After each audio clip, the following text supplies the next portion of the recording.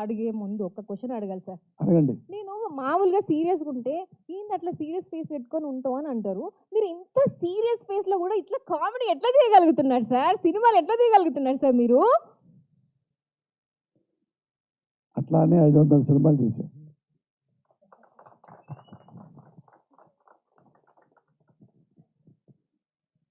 ఇంకొక question sir.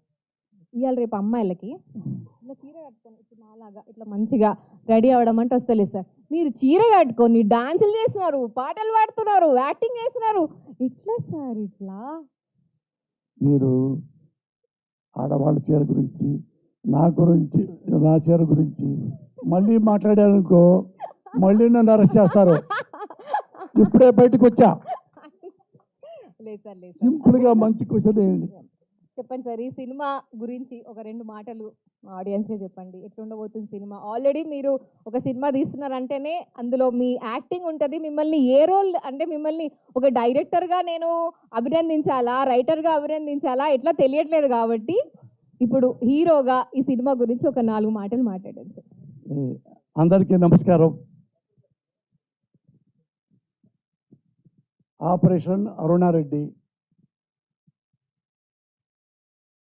నేను 100 సినిమాలు రాశా రైటర్గా, ఆర్టిస్ట్గా కాకుండా డైరెక్టర్గా 7-8 సినిమాలు చేశాను. ఇది నాకు one of the best screen play story రాయాలని ఒక ఆలోచనతో ఈ సినిమా చేశాను.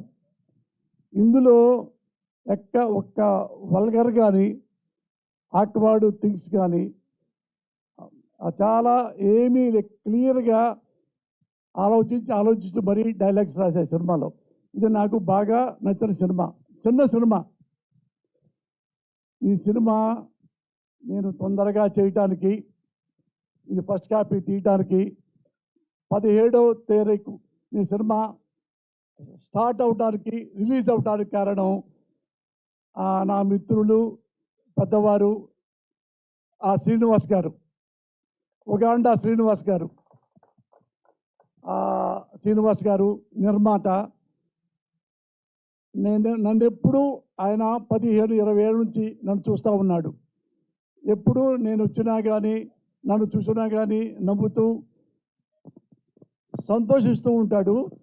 నేను సినిమా చేస్తున్నాను అనగానే తనే నేను నిర్మాతగా ఉంటా, Murali best of luck, cinema చేయని ఈ సినిమా ఈ స్థితికి తీసుకొచ్చాడు. ఒక్కసారి ఈ మూవీ నిర్మాత యుగంధర్ శ్రీనివాసరావు గారిని స్టేజ్ పైకి రావాల్సిందిగా కోరుతున్నాను. అలాగే సార్ ఒక్కసారి మీరు 4 మాటలు